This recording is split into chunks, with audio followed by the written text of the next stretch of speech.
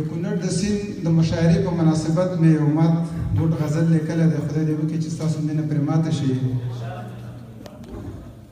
وایي زما د زړه درې درې کونړه چا کړلې ته ارې ارې کونړه او ستا د غیرت نه ډک تاریخ چلولم سوې په اور ایرې ایرې کونړه او چې په زړه کې مینه تا ته نه وي چې په زړه کې مینه تا ته نه وي هغه دې شي زرې زرې کونړه او شوم حیران ستا د نختر حسن ته شوم حیران ستا د نختر حسن ته لکه چارګل پرې پرې کونړه مننه.